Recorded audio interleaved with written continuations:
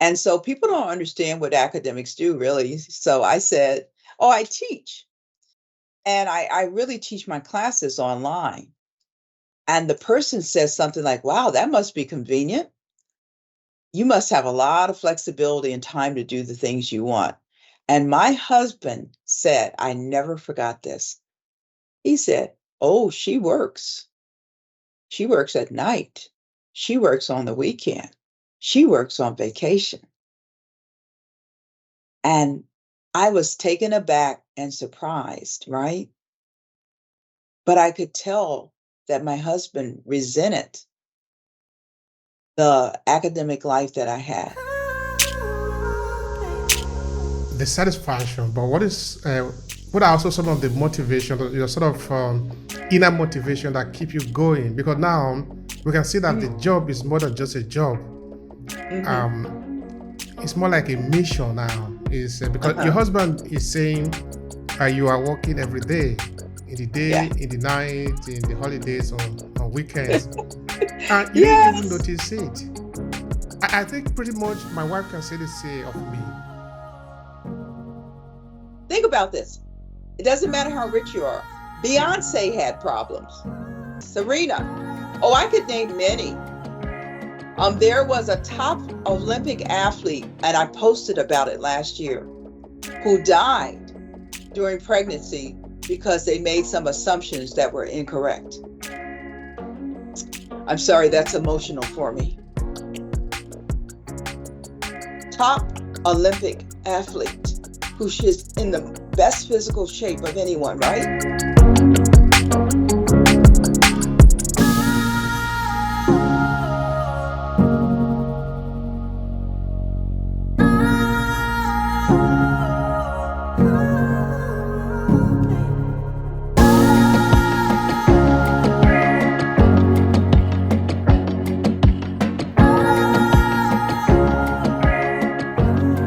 Well, by education, I always say this, that I've been in academia most of my work life, right? And focusing on education of students, primarily graduate students, but also work with undergraduate students in the health sciences or the health professions. And in doing that, when you're in the academic life, you have to teach. They call it a tripartite mission. You have to be able to teach. You have to be able to do some kind of scholarship, whether that's writing books or doing research and writing articles. And you also have to be involved in service. And so, interestingly, in university settings, often it's the women who do the bulk of the service. And service is not usually what we would call a promotable responsibility or task. So, yesterday on LinkedIn, for example, someone had a post about the service trap. And she was an academic. She was focusing on how much service is asked of women in university life. And that service in particular is not considered when you're moving up in the ranks. So I'm looking for a book that, um, and I had it. Oh, there it is. There it is. This book here um, is focused on and targeted at women in academia, and it's called the No Club, Putting a Stop to Women's Dead End Work. And in this book, they talk about the percentage of teaching as well as service obligations. When you're in the university, they say doing service is being a good citizen, right? Well, being that good citizen and serving the university on committees, on doing mentorship of students and faculty, on advising students on their career path as well as their educational programming, that's all considered service. And it's not part of what's used to promote you. Let's say if you come into a university and you're a lecturer or you're an instructor and you want to move to assistant professor, and in a lot of universities, you move from assistant professor to associate professor. And at the associate professor, that's where you get what they call a permanent job or tenure. Well, the person yesterday wrote that one person wrote in response to the post, yes, you get to be an associate professor, and they even want more service from you. And you don't realize that. You think, I'm getting a permanent job now. I did all this extra work to get myself promoted to associate professor and to have the permanent job, which in the United States we call tenure. And then they want even more from you regarding service. And so many women, and I posted this comment, do not move beyond the associate professor level in a university. I was rare in that I was a full professor, a tenured full professor in the university. But in order to do that, I had to give up many parts of my life. Um, there is you're taught you have to focus on the academic life. And if you want to move up, if you want to be good at or excel in the teaching space, in the research or writing space, and being that great good citizen, you have to do that work all the time. And so a lot of times people think that professors have a really great life and it's very flexible. I remember once there was an article in the New York Times about my neighbor is a professor and he can cut his lawn at any time of the day. Yes, he can, most times. But what people don't understand is most professors are on call 24/7. So um, Ashley Ruba, for example, is on LinkedIn, and she left academic life 2 years ago. And she posted this weekend about how hard it is not to be at her computer and be working all the time, because that's what we were taught we have to do in order to be successful in that academic life. And so I did that. I played the game. I played the game and I played it very well. I was, like I said, a full professor. Interestingly, this is a fact I was thinking about yesterday. Um, like 50 something percent of women get doctoral degrees, more than in the work globally, more than men. Okay. But it's the majority of men who have the higher positions in university, not women. So the majority of full professors are men. The majority of deans, except for in the health professions, which is where I come from, nursing, physical therapy, dental hygiene. Those are health professions. And more often you may have a woman lead them, particularly in nursing. But in the university as a whole, it's the men who occupy the senior positions. And that's across the world. I was looking for this document because I used it last year in 2023, related to International Women's History Month, right? And the document talks about women around the world in academia. Like there's a whole series of articles are about addressing the key barriers, country perspectives. Talk about women in Ghana, women's leadership in higher education in Ghana, women's leadership in higher education in Kazakhstan, women's restructuring the notions of leadership, the gendered nature of South African university spaces, saying that it's the men who are in charge, it's the men who have the leadership. Australia, we always think about Australia being such a progressive country. There was an article in that series about breaking the barriers for women in higher education, an Australian perspective. So when I think about that and where I am today and why I left the academic space, though being considered to be very successful in it, having been a woman who was a full professor, having held positions of associate dean of a college of health sciences. But though I was successful at it, I knew the game very well. I actually had a reputation for helping others to advance and teaching it to them. I also realized that when I was most fulfilled in my work, it was when I was helping others to advance. So I mentored and coached uh, more than 15 mid and early career faculty. I had more than 25 doctoral students that I supervised their scholarly work and their professional development. So I thought it's time for me to lead. It's time for me to do something where I'm feeling like I'm really having impact and feeling fulfilled. And I'll tell you, the turning point came about 10 years ago. Not quite 10 years ago now, but I had a dean and I was a new assistant dean in the college. And she was my first dean in my whole career who was not a nurse. And she said to me,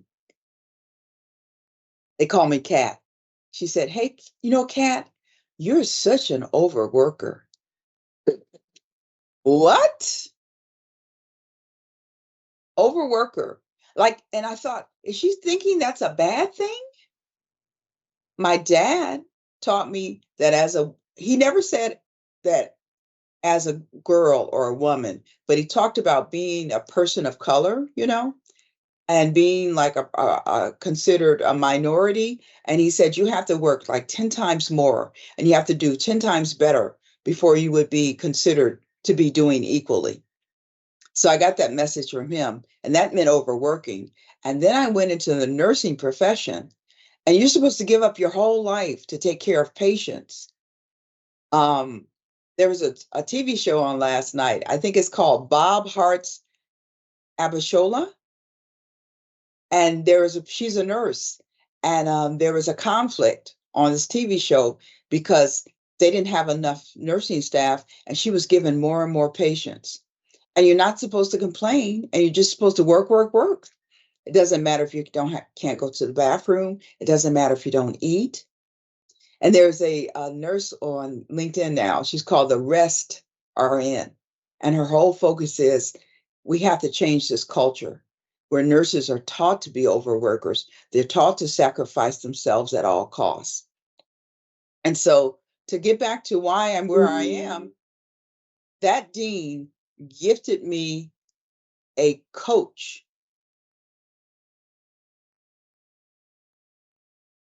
And I resented the coach, I'll be honest, at first, because the coach gave you assessments. And I was like, who is this woman giving me all this homework? I have too much to do. Talking about being an overworker, now I'm just getting more work. So the assessments were to learn about me, right? I do the same kind of thing with clients today, not in the same structured way. She gave you the assessments and you had to complete them 48 hours before she met with you. And if you didn't, she wouldn't meet with you. So it was like the second, third, but I think it was the third time that she met with me. And we were doing a lot more things face to face then, right? So she came to my office and she said, you're such an introvert and you don't give yourself any time to think. And I thought, how does she know I'm an introvert? I have trained myself to appear to be extroverted. Of course, she knew I was an introvert. She had me fill out all those inventories, all those personality inventories and assessments, right? But I'll say to you, that coach was an absolute gift. And she helped me to create a change in my life where I moved from being busy all the time to be productive. She taught me the difference between being an overworker and being busy, busy, busy every day of my life to be productive. We're going to come to that. That is really very important. Now, let's spend some time. Let's have a pause and go back to the beginning. Now, I'm looking at you, Kimberly. You are a young girl growing up. Tell me, what do you see around you as a young woman? So I'm a young girl and I was raised in the United States in New Jersey, right outside of New York City. And there were all kinds of people in my neighborhood, in my community. Um, for example, my favorite foods are Italian. And I think that's because my first babysitter was Italian. And so my mom went to work and my dad, and he left me with the babysitter next door, and she was Italian. So I grew up having a respect and a kinship with all kinds of people. Yet, my parents were Southern people from the Southern United States, and they had experienced being legally discriminated against, right? I didn't know when we came to the South, and my dad would take us to the South a lot. He would say on Friday, let's go home, like it was around the corner. And he was talking about going from the New York City metropolitan area to Western Virginia. I don't know if you've ever been to the DC area, and it's very metropolitan and progressive.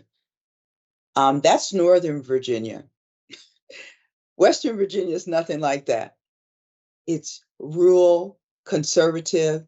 My grandparents were tobacco farmers, and my grandfather had a lot of kins and relatives, sisters and brothers, primarily brothers. And when the brothers married, they came to the land and they got a piece of land and they built their house and they had their wife and their children. And they all worked on the tobacco farm together. And so that's contrasted from me being around all kinds of people in the New York City metropolitan area, being a New Jersey girl raised by Southern parents. So it was two different worlds. And my father, some of his ideas, he was a fighter, and I don't mean physically, but he was an advocate for civil rights.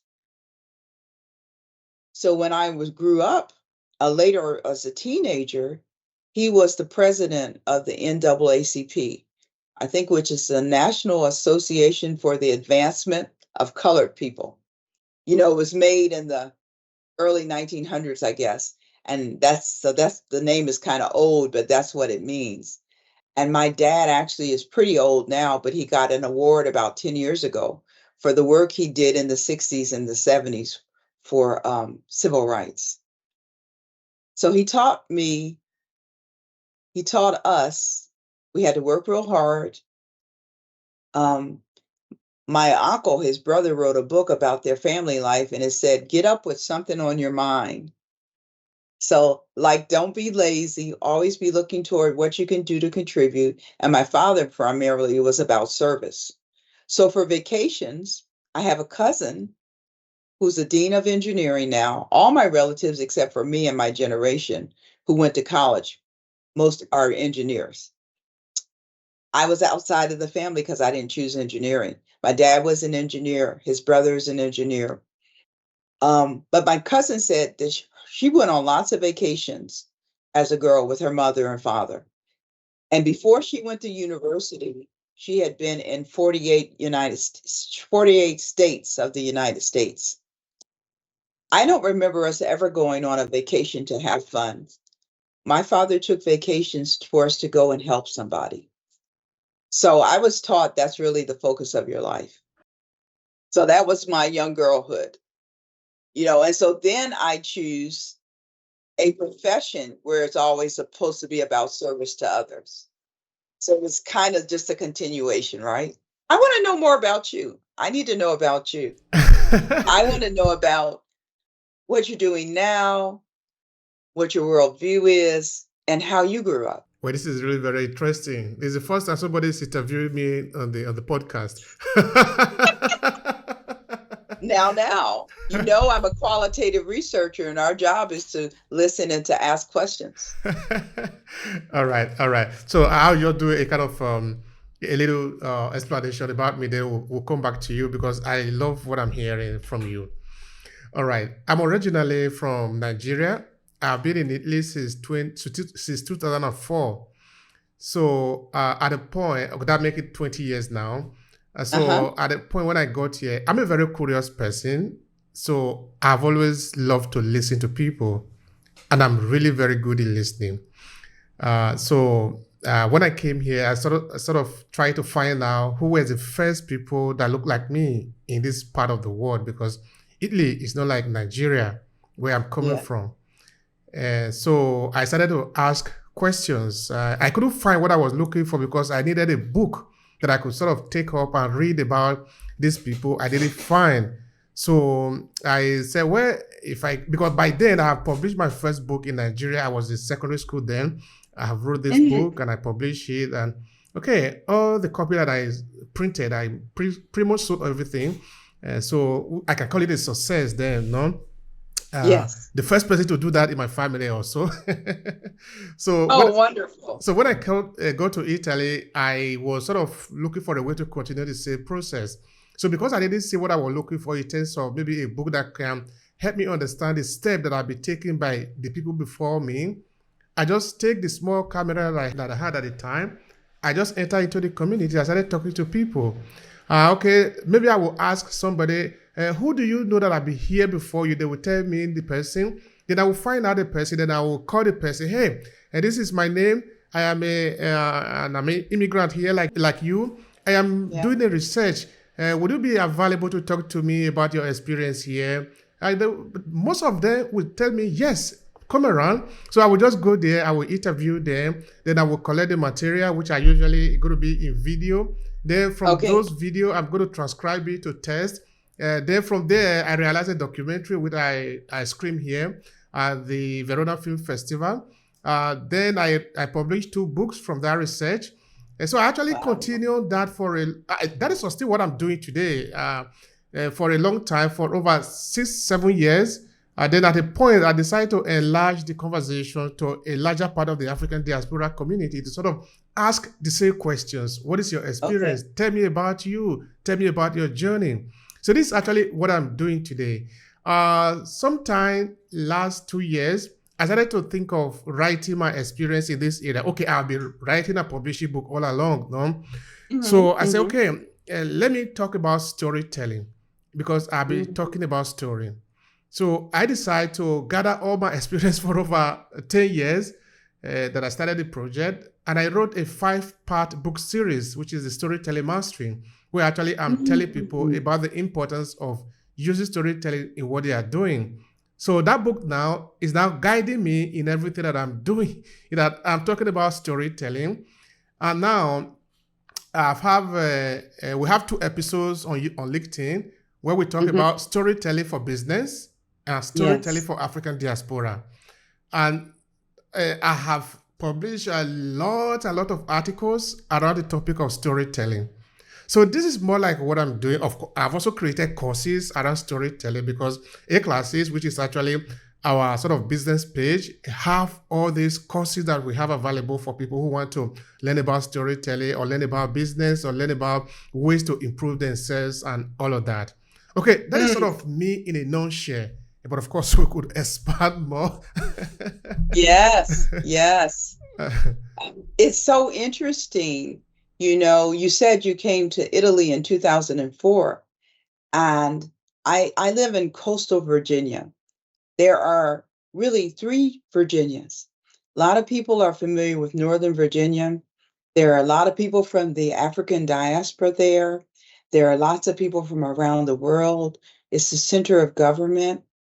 And for example, like the city of Alexandria is there, or Arlington. And then there's Western Virginia, where my dad lives. Like I said, very conservative, very, hmm, very conservative, and can be quite rural and not have the same level of resources. And then I live in coastal Virginia. My dad is around the mountains, and it's land bound. I live in a place where I can almost every day I can walk 2 or 3 blocks and see a body of water. We have lakes. In the town I live in Norfolk, we have more, rather than more lakes like they have in Virginia Beach, we have rivers. The campus I worked on had 2 rivers on the same campus. We have streams. I've never seen streams and creeks be this big in my life. We have ocean, and people come because they come for the military from all around the world. So it's a different. And I got here in 2004.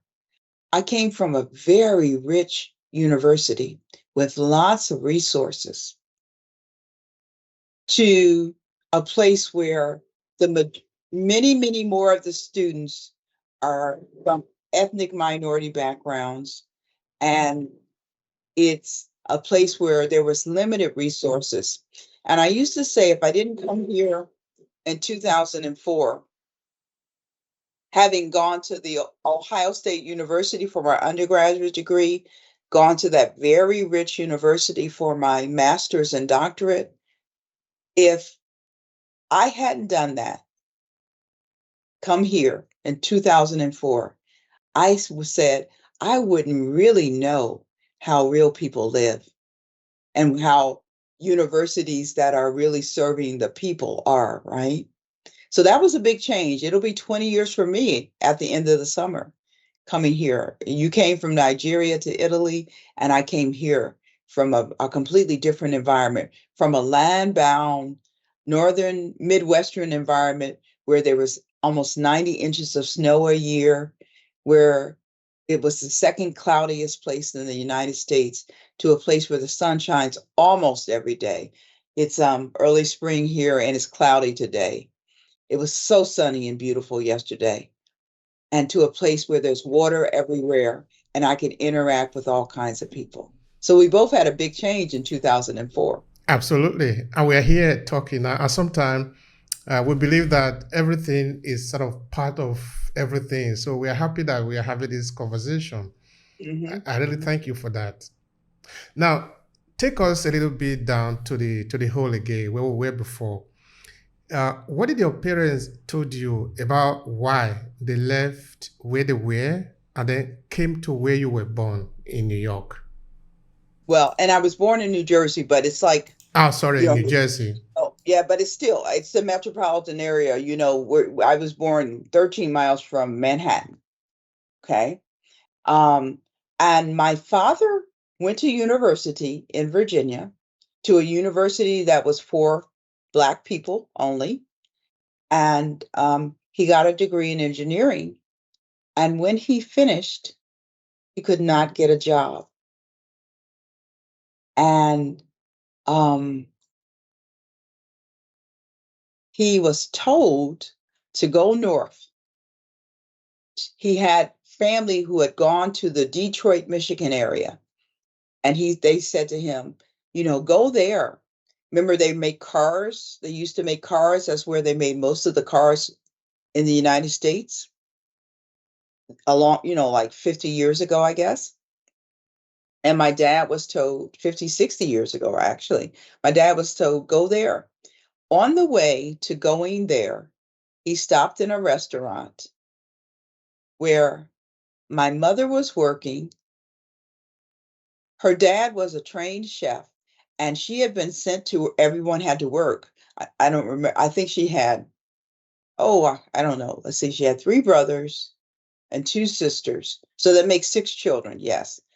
And everyone, when they got of age, should work. But she was working for a year. She had been accepted in university. And that was unusual in the late 50s, but she was working for a year to make money, and she was going to university. She and my father met. She's working in the restaurant, and they fell in love. Now, it derailed my mother's academic journey or career. My mother told the story. She died some time ago, 10 years ago, 2014. Well, it happens. It's part of life. And my mother said she heard her father say to her mother, well, he was off that day. And he said, I'm going fishing. And her mother says, you can't go fishing. You have to go get the wedding license, the marriage license for for our daughter. She was the oldest. And my mother said, my grandfather said, no, I'm not doing that. She doesn't need to marry him, because he's already got this big education. He's different. He came from Virginia. He seems kind of snobbish or bourgeoisie, and he's going to soon outgrow her. He won't be satisfied with her as a wife. And my mother said, her mother said, but if you don't do it, they're going to get in trouble. And so that convinced my grandfather to go to get the marriage license. So my father never got to Detroit. He stopped in Ohio, and he married, and they stayed there for 2 or 3 years. I wasn't born yet. And they moved to New Jersey. Now, I thought my father, being the oldest, and the son was the first person to go from Virginia to New Jersey. I thought this most of my life, because when my father's sisters and brothers would leave high school or secondary school, they would come to our home. Some of them went to university, some of them went to work, but they all came through our home and stayed with us for a period of time. I just learned in the last 10 years that my father was not the first. His brother, who was younger, when he graduated from high school or secondary school, he left Virginia the very next day and went to New York. He was going to university, but he said he could no longer stay in segregated, discriminatory Virginia. And so he went to New York for the summer before he returned to Virginia for university. So it was actually my uncle who started it. And my father got there. I never knew my father was a mechanical engineer until I was very grown up, because he never worked as a mechanical engineer. He used his engineering skills. He worked a job. It was usually a civil service job, but he was also always an entrepreneur my whole life. So when they first got there, they owned a gas station for cars. I guess that didn't work too well because I don't remember it. But they told me that I was born in the apartment building that had a store, and there was an apartment above it. And when they lived there, that's when they had me, their first child. By the time I was aware, we had a home on another street, and my father worked civil jobs, but he would work. He work at his entrepreneurship before he went to the job. In the morning, he rose very early in the morning, and he did things like fixing things for people, like HVAC systems, like heating systems. He also bought properties and rented apartments and houses to people, and he was always fixing them. And then he would go to work, and he would come from work. He would change out of his business clothes and go back to working on the properties and such. And then at night, he would go to some type of civil service, like civil rights meeting, or to church. And so that's why they left. They left the segregated South because there wasn't any opportunity for my father there. And he met my mother, whose parents had already, probably 10 years before that, come from the South and moved to the Midwest. Thank you so much for that. All right, now, as a young adolescent, tell me a bit about how the climate was at the time, and what was sort of influencing your worldview Mm. in those years. Well, my father was very strict, and I wasn't allowed to do a lot of things that other adolescents could do, like go to parties or hang out with other kids. Um, I rebelled when I was a senior in the secondary school, and I went to a party. No, my friend was a senior. I was in the last month of my junior year. So it starts with freshman, sophomore, junior, and senior. So my friend, the people who are graduating, they got out a month early. So she was already out of school, and she said there's this new disco. There's this new like club for kids, and let's go there. And my father came home and he had dinner, and I thought, I'm going to just ask him. I never go anywhere. And I said, Dad, I want Dad, I want to go here. And I thought he'd had a good dinner. He was in a good mood. And he said, No, you're not going there. Well, I rebelled. Um, I went to school. My secondary school was a Catholic school. So remember, very religious parents and a religious academic school. After the school, I had a job for my last 2 years in the high school at the church where my father was a member, because my parents were divorced by that time and I lived with my father. I had a job at the church for 2 hours every day, and then I would walk home. And I did something that was not allowed. I wanted to look really good for the disc, for this club, and I put rollers in my hair so I could look really fabulous. And I took my schoolgirl blouse that had a tie, a scarf on it, and I put it around my hair so that the scarf on my hair matched my shirt. While I'm walking home, and my father drives down the street and he sees me with rollers in my head, which was just terrible in his eyes. And remember, now people walk around with that stuff on their head. They do everything is relative now, right? But no, he was very, very conservative and strict. And so I got in the house and he was like, Oh, and I forgot to tell you, I skipped school that day too.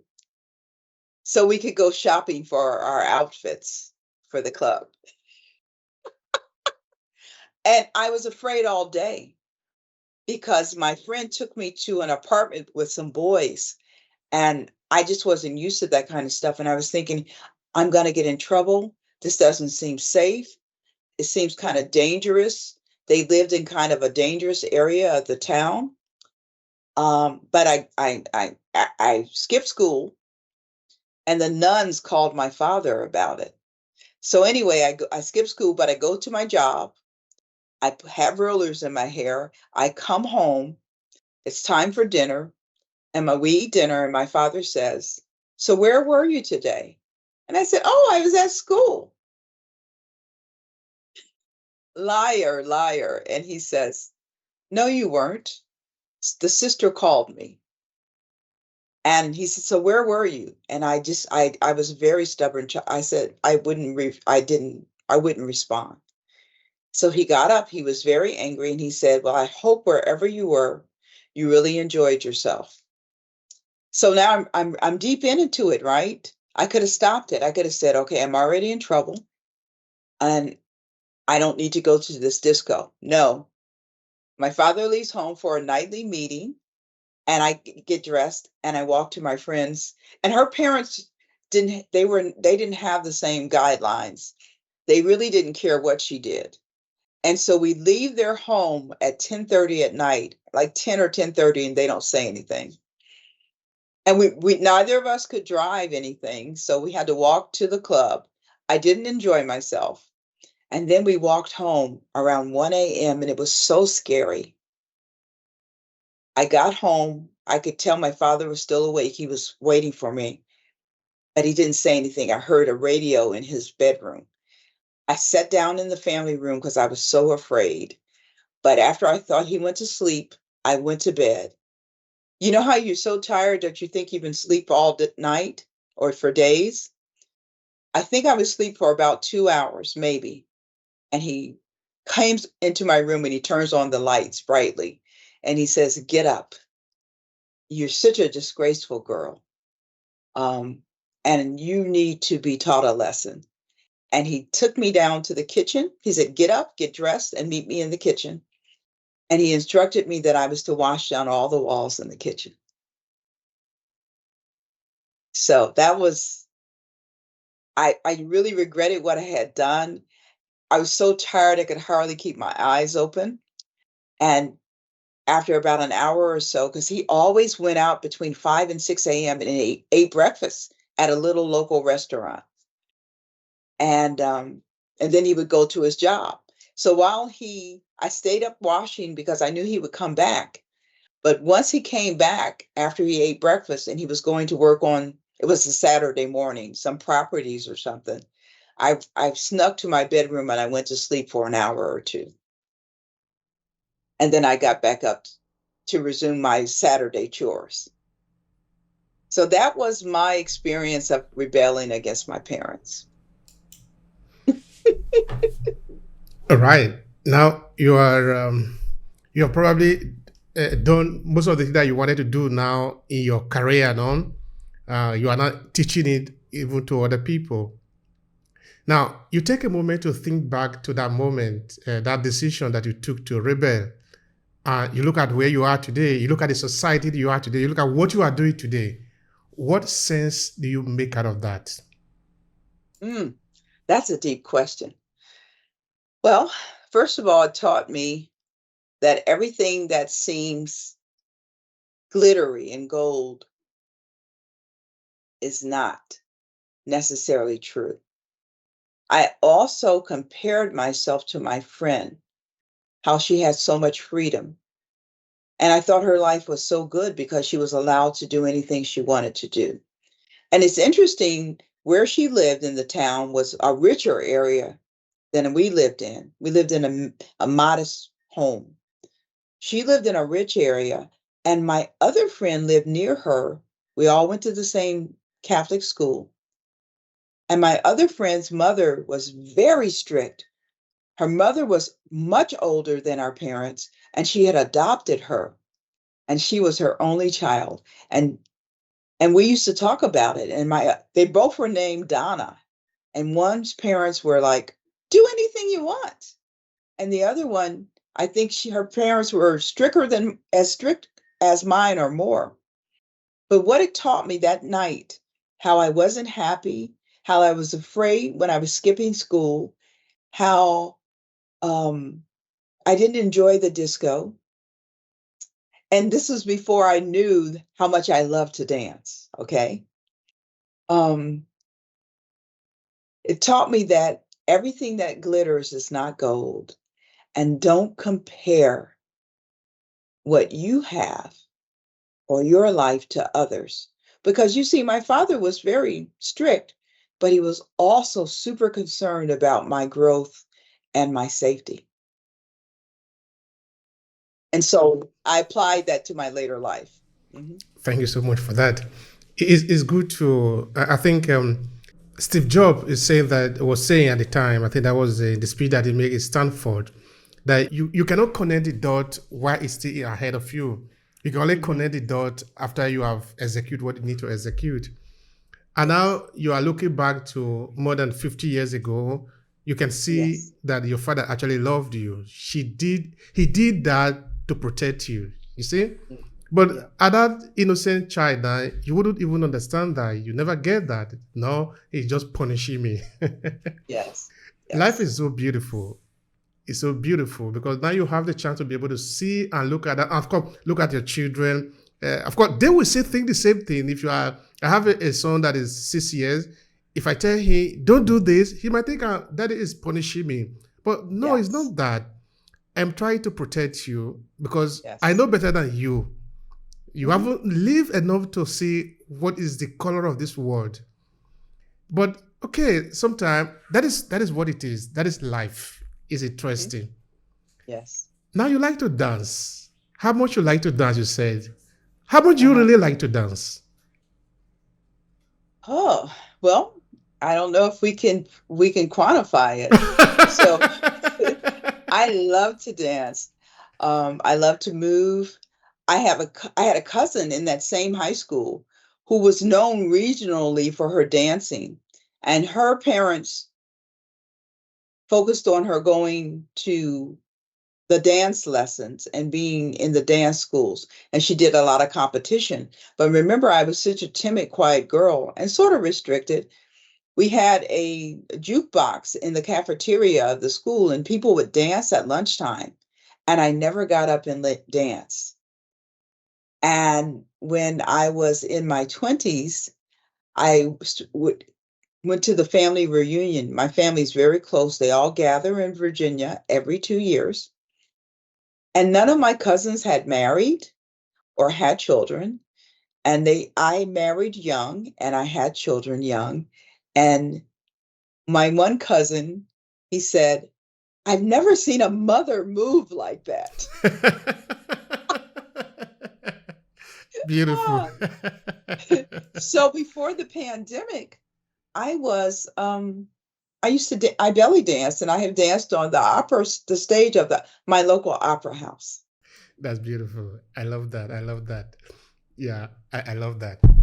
All right, now let's look at your movement into the academies because that is actually where the conversation started a while ago. Yes. How did you get into the academies and what did it make you to remain there? Well, I was working clinically as a nurse practitioner in a clinic that served minority and poor people. And I really enjoyed my job. I had gotten an undergraduate degree and a master's degree. And in the same week, I got 3 calls about jobs. One of the calls was the dean from the very prestigious university. And she said, I have a project and I think you would be good for it. Could you? And the person who's leading the project now, we kind of just started it, but she's moving to Saudi Arabia. Would you come and talk with me about this job? I told her no. I didn't even consider it. But in those same 2 days, 2 other people called me, and they weren't academic jobs, they were clinical jobs. I had a reputation, even though I was young and young in doing the work. I already had a reputation for being a really good clinician. But I thought I was rude to the dean. She seemed a little surprised that I didn't even want to talk about it. And so at lunchtime, I went out and walked in the neighborhood like I would do. I was always, remember, I love movement. So to release my mind and body, I would walk during my lunch. And I thought, what's wrong with me? 3 people have contacted me to ask me to apply for jobs. And I just said no. What am I afraid of? So I called that dean back, or yeah, I don't think I emailed, I called her and I said, yes, I would like to come. I told her assistant, I would like to come and have an appointment with her. And she recruited me to start a clinic run by nurses that serve the needs of the elderly, people, inner urban, impoverished people, and mothers and babies, because they had a trouble there with infant mortality rates being high. Just like today in the United States, they're still higher than most of our peer countries. I didn't say developed countries because I don't believe in that developed countries thing. We're all countries. Um, but it's higher still. And now there's all this talk in the United States about the mortality of Black women in the United States who have children. Black women are, and Native American women are really, really at higher risk to die when they have children. And it doesn't matter in the United States if you're rich or rich, like the tennis player, not Venus, Serena, right? Serena almost died when she had her baby. I think Beyonce almost had very problems when she had her child. So I was recruited to do some work related to that. And at first, I wasn't like a regular faculty member. I had a appointment, they call them, but my job was working in the community, building this new clinic. I mean, and we did build it. We took a bank building and we made it a birthing center and a clinic. And I was the founding executive director of that. 3 years in, my board, which was primarily composed of women, they called me to a meeting and they said, we want to talk with you. You've done all this great work But we have discovered that the community, the locality, the region is not really ready for this. They're not ready for a primary healthcare center and a birthing center run by nurses only. I hired a physician to work for us. And they said, and you haven't finished your doctorate. I had started the studies, but I couldn't finish because I was so busy. They said, we think you should go ahead and finish your doctorate.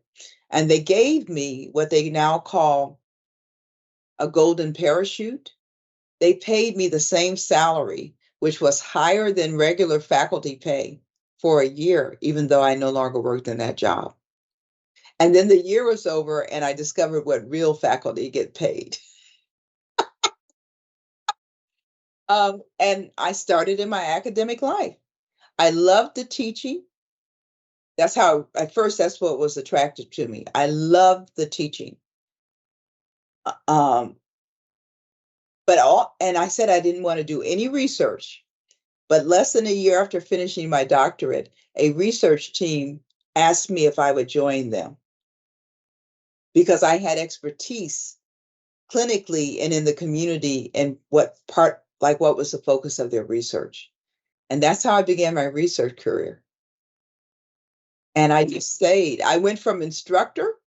So I started at the very bottom, assistant professor, associate professor, and full professor. What is it that you didn't like about? Oh, sorry. Yeah, please go on. That's what I was going to say. Ask me that question. What is it that you didn't like about the research? Yeah, because now you are there. You know what it is now, but before then you didn't know what it is. I thought it was boring. I thought it was not being with people. And guess what? I've always done research where I've been with people. I studied HIV prevention in adolescents. I studied self-care practices and self-management of African American women living with HIV. I studied physical exercise and physical activity and environment in people living with HIV. And in all those studies, I had to talk to people.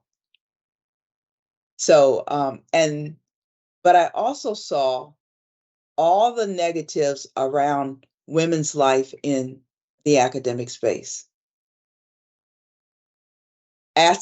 Being asked to do all the service work, and if you don't do it, you get a negative blowback. Me being a woman and a woman of color, in my first 2 years in the university that I left here in Virginia, I was asked to be on 13 search committees.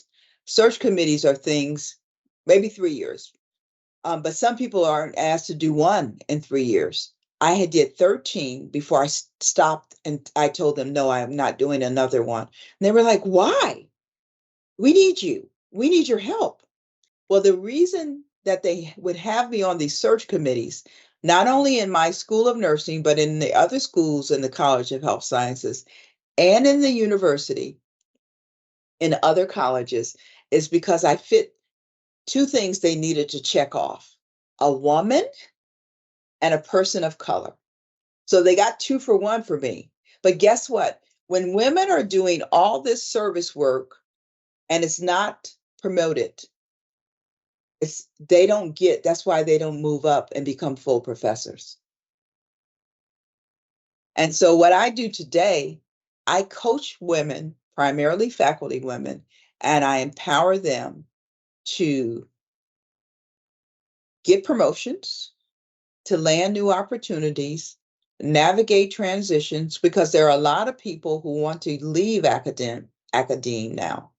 So if you want to move into having your own business, or you want to move into industry, I help you to do that. But this is my focus. This is the important part to me. Without sacrificing your family life or your personal relationships, your health, and your wealth. You don't have to always be a poorly paid faculty member. All right. So, you don't have to be a poorly paid faculty member. And before, you were also talking of the challenges of being in academics or as an academician. Tell me more about that. What are these challenges that people don't often see? Because The academia sometimes it appear like in a glass house. You don't see what is inside there. It's very fancy for people outside, and it can Yes. really be very fancy maybe in the inside. But not many people are in the inside, so they don't know what is happening there. So when you say there are challenges there, what do you mean? Help us understand that. I wish I could find that post from yesterday about it was called the service trap. Now, this is what Ashley Ruba said yesterday. She said, afterwards, we walked to a nearby park and admired the cherry blossoms, a colorful reprieve before the April rains return. I didn't open my computer all weekend. Are you okay? My partner said. I laughed. 2 years after leaving academia, I can't believe I'm still breaking these work habits. Academia runs way deeper than my PhD. Academia started when I entered preschool. I'm breaking 3 decades of habits. It's not easy. She's talking about the concept that we're to be producing all the time.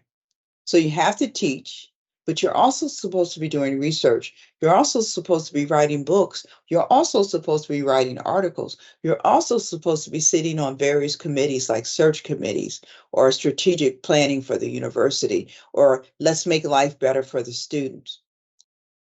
And there's not enough time to do that. They talk about faculty jobs being flexible. You think you have to teach 3 classes. And so you go into a classroom and you teach 3 classes 3 times a week, 5 times a week or something. And you people think you have all this time. Well, you have to prepare the lessons for the classroom. You have to answer all students' questions. You have to read student papers, which takes many hours. You have to correct them. You have to have hours where students can come to your office to talk about their problems or to get your help. Um, because it's gone online, and in my last 16 years, I've been working primarily, the university did most of the graduates' education in health sciences online in the health professions. So people can still be working, but take classes to get their master's and doctorates. Well, they have more time in the evening or the weekend, and they post a question to you or they need your help. The university says you better be there to help them. Okay. And you still need to have time to do all those other things. One time, I'll just give you this quick story. My husband and I were at a party, and the person said you're meeting new people and they want to know what you do. And so people don't understand what academics do, really. So I said, oh, I teach. And I really teach my classes online. And the person says something like, wow, that must be convenient. You must have a lot of flexibility and time to do the things you want. And my husband said, I never forgot this. He said, oh, she works. She works at night. She works on the weekend. She works on vacation.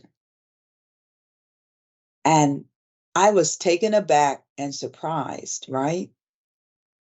But I could tell that my husband resented the academic life that I had. And it was just normal for me. It was just what we were supposed to do. Like I took a job. I was going to leave the university and go to another university. So they needed someone to lead up this new initiative. It was called interprofessional education. They recruited me. They wanted me to stay in the university. So they said, would you like to be this new job? Would you like to be this new assistant dean? Nobody's ever done this. You always, and I do this a lot. I'm energized by doing new things and taking on challenges that we haven't done yet. And she said, so I took it. Soon after I took the job, that very same dean who gave me the coach said, Oh my, I wouldn't have taken a job like this before I was a full professor. I was an associate professor then. Most women stay at that rank, it's called. She said, because you'll never be able to do any more research with all these administrative tasks. You'll never be able to do writing. Oh, it's gonna, I wouldn't have taken this job. And I'm standing there thinking, but you needed someone to do it. And you recruited me to do it. And yes, it's a big job. But this is my problem. I've changed. I thought, I'm going to show you I can do this job and become a full professor. And I did. But guess what? I had to work day and night. And that's so often typical of the academic life. And that's what the woman was writing yesterday. I wish I could find that. I'm looking for it. It was called, her post was called The Service Trap. So that's the life. And don't get me wrong, there's things that are really great about it. I love interacting with students. I love seeing students grow. I love teaching students who couldn't put two sentences together how to write. I love seeing my doctoral students do their research and, get through all these obstacles and graduate. Yeah, there is a satisfaction at the end of the day. Yes. Yes. All right, Yes. the satisfaction. But what are also some of the motivation, your sort of inner motivation that keep you going? Because now we can see that the Mm-hmm. job is more than just a job. Mm-hmm. Um, it's more like a mission now. Is because your Uh-huh. husband is saying you are working every day, Yeah. in the night, in the holidays, on weekends, and you didn't even Yes. notice it. I think pretty much my wife can say the same of me. Mm-hmm. Yes. Because sometimes, anyway, but I think it's also a very good thing that we find something that we can really pour ourselves in, something Yes. that you can really do and you are feeling joy, you are feeling happy. Yes. Because if you Yes. don't find it, you are going to be miserable. And this have Then nothing to it is do, a mission, right? It's a mission, right? yeah, Mm-hmm. yeah, because this have Mm-hmm. nothing to do with how much money you have. Mm-hmm. The Mm-hmm. satisfaction is not in the living in a glass house. The satisfaction is in Mm-hmm. the inside. So we Mm-hmm. must find the joy in what we are doing, and I think that is really Yes. important. So Yes. what was sort of energizing you to go on in this difficult journey in the academia? The mission of educating people, seeing them grow, develop, advance. Um, and I also got very involved in my last university because I'll be honest, when I got there, they recruited me heavily. But when I got there, it was a very conservative Southern university. They did not, they were not used to seeing a woman of my age and of my ethnicity or color have the skills or accomplishments that I had. But remember, they wanted me. But when I got there, there was a level of discomfort and dissonance. And I was really sad about 3 months, maybe even 2 months. It was September, 2 months in. And I was in my office, which was in a ugly, ugly building with no windows. And I love sun, and I didn't have a window. I left a university where I had an office with windows across one wall, and I could look across campus. And I was feeling kind of bad for myself. And someone who had been part of the recruitment team came to visit me. And she said, "How are you doing?" And I said, "Oh, I'm okay." And she knew I was lying. And she said, "Come on, we're going to go. Let's go someplace. Come with me." And I was like, "Where are we going?" She wouldn't tell me. She said, "Just come."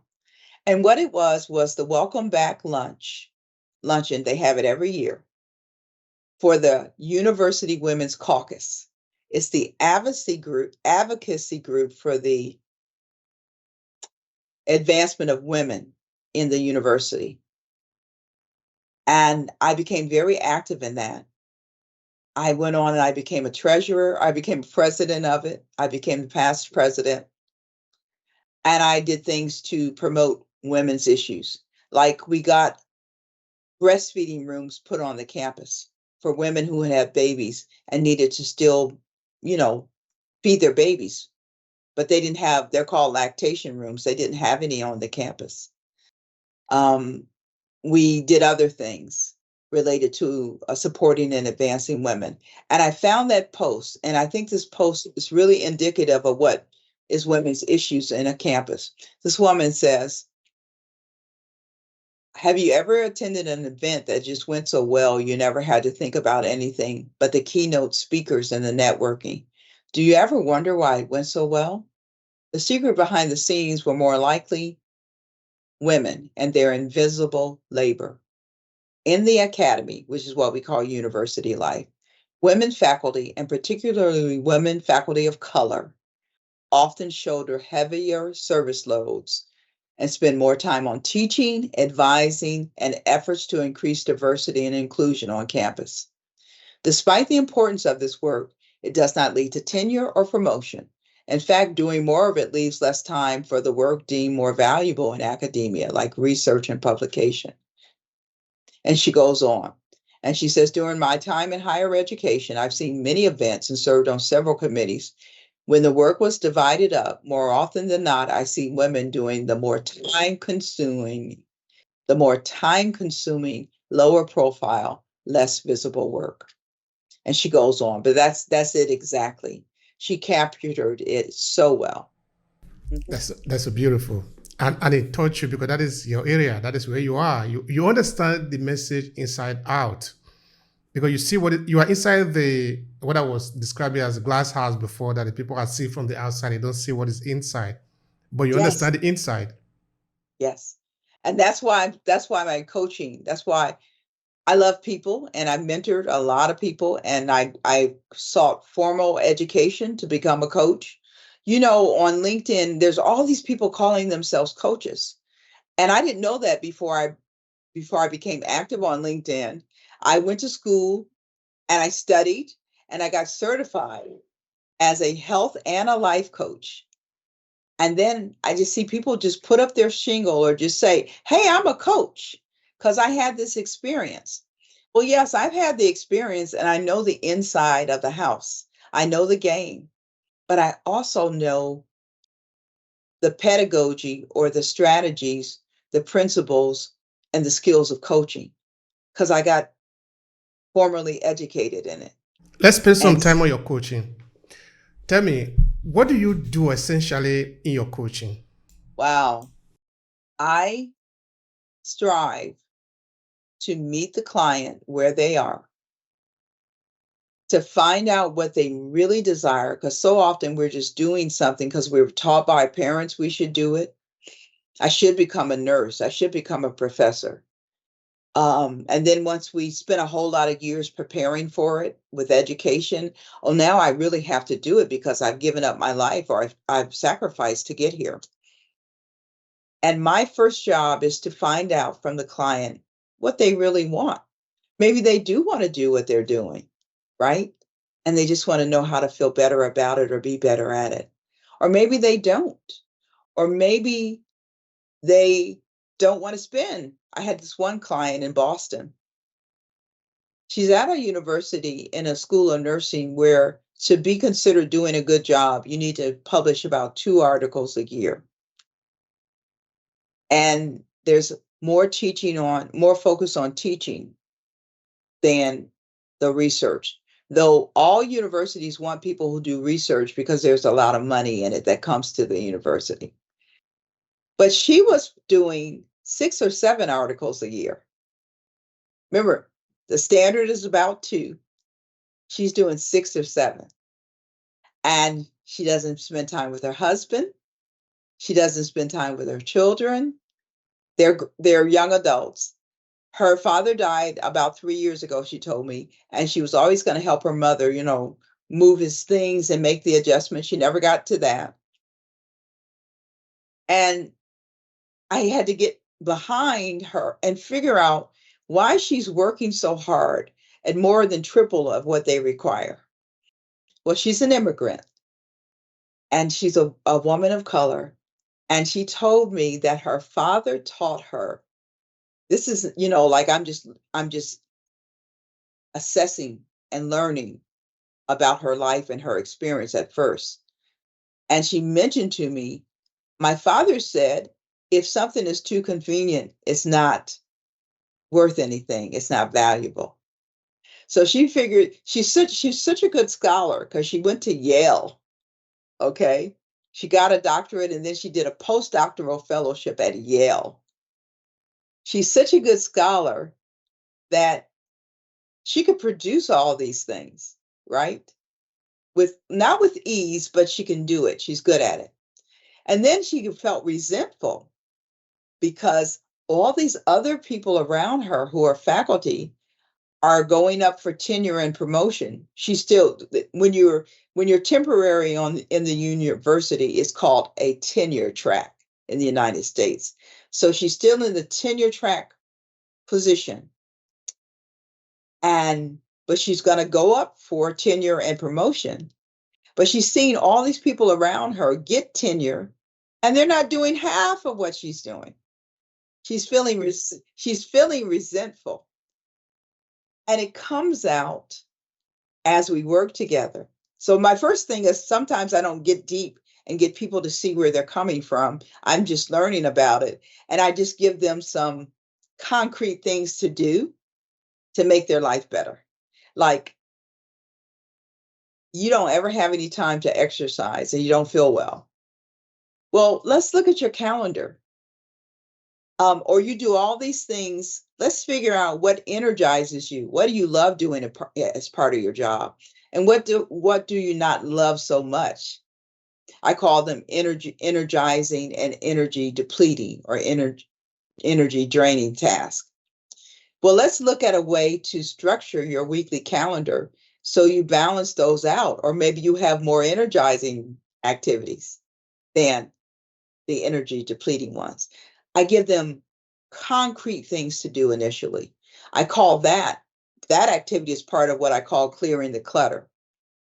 All the things we have in our life that we think we have to do or we've committed to because we feel like we should, that are not really helping us to enjoy life or helping us to advance in our career, or that are not aligned with our values.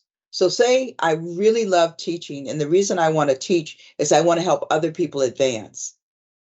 But I'm spending all my time doing administrative tasks, doing performance evaluations, or finding new faculty, or sitting on search committees for faculty, or going to committee meetings about labor issues in the university. And I've gotten my calendar so built up with that I never get to teach, or I only get to teach once a week. I had a guy in New York. He's in a top level leadership position in a college, in a university. And we learned in doing his initial in the first weeks I'm assessing. He told me that the thing that he really enjoyed was meeting with students. Well, you look at his calendar, there are no student meetings on his calendar. Okay. Incongruent. Right. That's what I look forward to. Oh, really? But you're in meetings from 9 to 5:30 every day on all these administrative things. When do you meet with students? Well, yeah, right. And so first I'm assessing and I'm getting to know about their desires, their passions, values, their passions and goals. And then I'm giving them concrete things to do to make little shifts. Have you heard of the book Atomic Habits by James Clear? Right? So we get big results by tiny changes, right? And we build on those changes. So that's part of the philosophy of my coaching. And so by the end, they've made all these changes that they didn't have to stress about making. Or they discover, like the client in Boston, that the reason she's overworking and doing so much more is My father said I have to really, really be sacrificing or it's not worth anything. And I feel they might be looking down on me because I'm an immigrant and a woman of color. So I want to prove to them that I'm valuable. So I'm producing much, much more than they do. That took that took months to come to, right? For her realization. It doesn't just happen overnight. I really am enjoying this. You're a great listener, as you said. You're very curious. You're a good interviewer. So I thank you. Thank you for that. Anyway, because of time, and I have other thing I would have asked you, but anyway, we have 10 minutes. I don't know which one to cut or to first. Okay, let's spend this 10 minutes on your coaching because that can be beneficial for you more. Now, Okay. tell me, how do you manage to get to the core mission of this coachee of yours so that you help them to focus on that? Because now they are doing a lot of things, so they are not focused on the primary thing. Because I like, for example, the example you were giving before of a lecturer who said that what he loved most is to stay with this, is to talk to the student, but there are no students in the list. So in the meeting that he is making. So tell me, what are the strategies to be able to understand what is actually their core mission, so that you sort of help them to redirect on that? Because I think Alexandra Grant Bell was the one that was saying that the sun rays does not burn until it's brought to focus. It is only that you can actually see it turn to fire. So tell me more about that. Well, so with talking with him, initially in coaching, I have a, a, a preliminary session that I offer to people free. And in that session, what I'm getting at with focused questions, listening intently, and framing the conversation with questions, not talking about me, not talking about my experience. I'm getting at what they really want, what might be stopping them or slowing them down from having it. And let's think about some ways.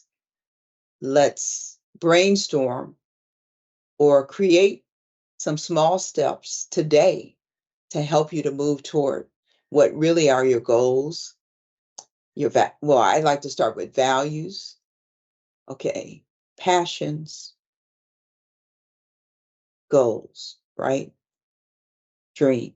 What is your dream? And even though I provide that free, and I set it up for 60 minutes, most often it runs for an hour and 15, sometimes an hour and a half, because I don't know where the client's going to take me. And then I help them to commit to doing something.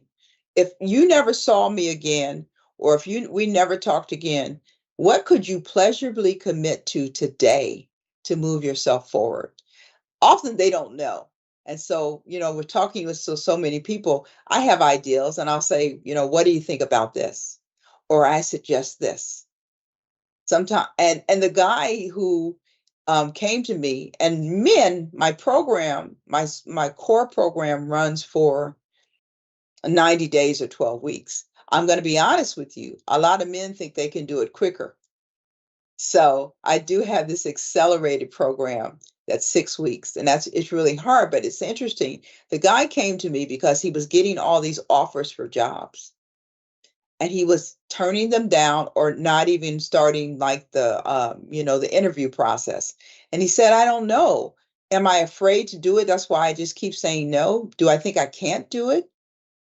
Or, and then when I don't pursue it, I feel bad. So we come out with that first session is he wants to get at why he's turning these things down. And he also wants to feel comfortable with his decision if he decides not to pursue it. So we work together, and he had been one of my former students, doctoral students, a long time ago. And so I did know him, and so it was easier to work with him over 6 weeks. But recently, I called him to help out another one of my clients who wants to get a job or is pursuing a job at the university he's still at. And he said, Kat, I got something to tell you. While we were working together, he applied for 2 jobs. He went through the process and he turned them down because he told me they didn't fit in with his mission, his values of helping students to progress or marginalized students, because he is an immigrant also. And often ethnic minority and immigrants are marginalized. They don't get the same opportunities structurally, and sometimes it's about culture and environment. So that's what energizes him. That's his mission. So he dropped a hint to me when I called him recently to ask him to help another person. He said, something is about to happen, and it's not going to be the kind of job that most people would think I should take, or maybe not even the same money. But he let me know this fits in, this aligns with what drives me, what my mission is. And as soon as it comes to be, I'll share my news with you. That's That's beautiful. a that's a success for me. That's beautiful. But that's something also I would like to ask you. In the first speech that you made when we were just starting, you made mention of the fact that you were able to play the game. Of course, that is also why you are able to teach people how to play the game, because you said many women never go beyond a certain level. So tell me, play the game. What do you mean by that? Well, now it took a lot of effort and it kind of drained my personal life. But I learned how to, well, I love teaching, but I didn't just say it's natural. When I got my doctorate, I immediately enrolled in like this institute for how you teach well. And I probably was in it 2 or 3 years. So I learned formally, because you get a doctorate and they teach you all these theoretical things, and they may teach you how to do research, but they don't teach you how to teach. So I learned how to teach. And when I learned how to teach, I was good at it and I got good student evaluations. And sometimes the leadership in the school would ask me to help others, let them come to my classroom and see how it's done. I'll work with them. And I did that. And then I didn't have any real interest in research. I did research in my doctoral studies just to get through. Okay. It was a learning exercise. It's something I had to do. When I started getting on research teams and we got funding in the very first time we tried from the federal government, I'm sitting in the research meetings learning from the methods people, meaning the people who know what to do, how to do it. I began to learn. And then I started doing my own research projects, leading my own projects, and I would bring on people and teach them how to do it. My last project, the one of looking at physical activity and exercise in people living with HIV, I had a team composed of me, a physician who was in the community who was an infectious disease specialist, a faculty member who was what we call early career. She was an assistant professor. Um, my doctoral student, I forgot about that. And I think she had finished, so I hired her. Yes, I did, as a project director, but she hasn't, she's just out of doctoral studies, and 2 undergraduate students. Because, and that I would have never done that, but I went to the university for funding to support the project. They call that intramural funding, which is different than extramural. I didn't need to get funding from a large agency like the NIH. I just needed money to give the gifts to the research participants and buy equipment. The university head of research, I went to meet with him. My dean was very supportive. She went with me, and I'm giving him my pitch. And he basically says, 3 minutes in, you can stop. I was like, what? He said, oh, stop. It's a good research project. I'm going to give you the money. The only thing I ask of you, I want you to include undergraduate students on your research team. And I thought, oh my God, why is he asking this of me? Guess what? They were the very best team members. I had someone who was a nursing student, and I saw her at a store. I hadn't seen her in 4 years. I saw her this weekend. And I had a biology senior who was not in health sciences, and he's now about to finish his medical doctorate degree. And the first participant that he was to do the actual data collection, and this was an intense study. We interviewed you, you did a lot of tests on the computers, and then we measured things about your physical fitness. And the first participant that I watched him to do, I trained him, and now I'm seeing if he can do it, and I'm helping him. It was so intense. The guy had a personality disorder. And when we were finished with that guy, it took all afternoon. And we were walking back from the physical therapy clinic where we did the study to the college. I said to him, Jacob, I'm so sorry that you had that guy for your first participant. I know it was quite a challenge. And he said to me, yes, Dr. Cat, but you were there and you kept helping me redirect him. And he said, and it's a lot better than looking at proteins under a microscope, because he was a biology student and that's all he did in the lab. And he was like, being with people. It's better. And now he's almost a physician. He's in his 4th year of medical school. Beautiful, beautiful, beautiful, beautiful. All right, so as we're moving towards the end of it, but there's something I must ask you, because you did make mention of it in your conversation. Of course, there were many other things actually I would have asked you, but it's okay. Let leave the other one for another day. It was what you made mention of before, that Black women are more likely to die during childbirth in the United States. Why is that the situation? Well, we're learning that. So it was thought, I'll be honest. When I did my nursing training and first years of being in practice, we were taught there's something wrong with people of color. They have risk factors. Maybe there's something inherently wrong with them, right? You know, they talk about Black people being more prone to hypertension or high blood pressure.